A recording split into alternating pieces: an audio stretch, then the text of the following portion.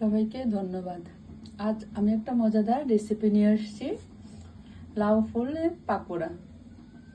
লাউ ফুলের পাকোড়া খেতেও খুব মজা, কিন্তু এটার সাথে যদি একটু আপনি তিল মিশিয়ে দেন, ওই যে সাদা তিল আমি একটু হালকা ভেজে নিয়েছি। লাউ ফুলটা এইভাবে ভিতরে আরেকটা ফুল দিয়ে পুর করে নিয়েছি।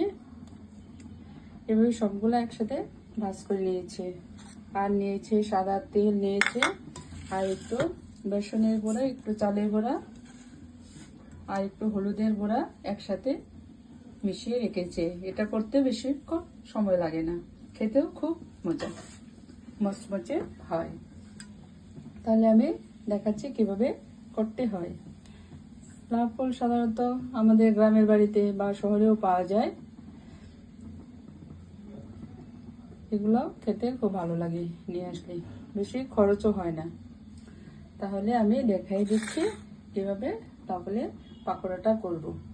চালের গুঁড়াটার সাথে মিশিয়ে নিলাম, এভাবে নিয়ে তার সাথে একটু তেল মিশিয়ে নেব। তেল মিশিয়ে এখন আমি কড়াই তেল দিয়েছি, দিয়ে একটু ভেজে নেব।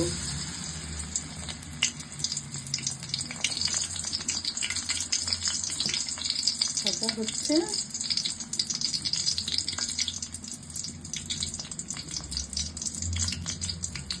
একটু তেল মিশিয়ে আবার আরেকটা দিয়ে দিলাম।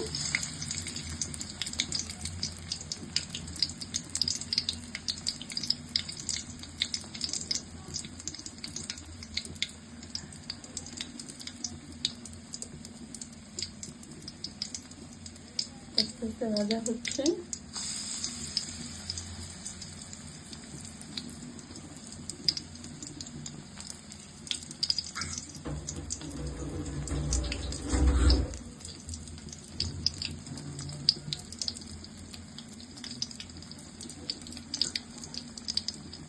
লাউ ফুলের পাকোড়াটা খেতে খুবই পছন্দ।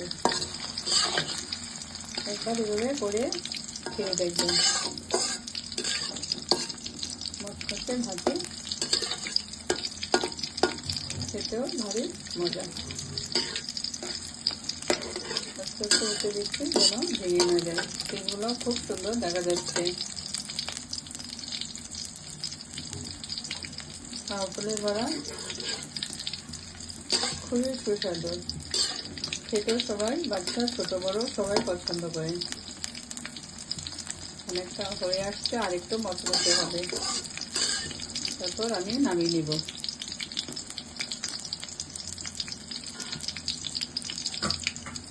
আমরা প্রায় লাউ ফুল নিয়ে আসলে এভাবে তৈরি করে খাই। ফুল দিলাম, রসুন দিয়ে আবার দিয়ে দিলাম, আবার উল্টে দিচ্ছি।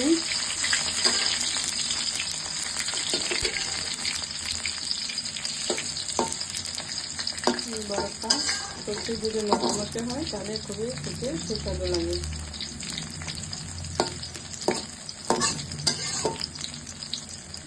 অনেকটা হয়ে আসছে, তখন লাউ ফুলের পাকোড়াগুলো আমি নামিয়ে নেব। অনেকটা হয়ে গেছে, এখন নামিয়ে নেব।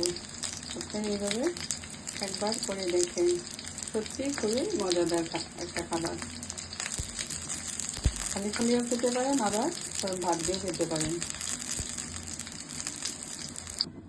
নামিয়ে নিলাম লাউ ফুল দিয়ে পাকোড়া, সাথে তিলও দিয়ে দিলাম। খেতে খুবই সুস্বাদু। ধন্যবাদ।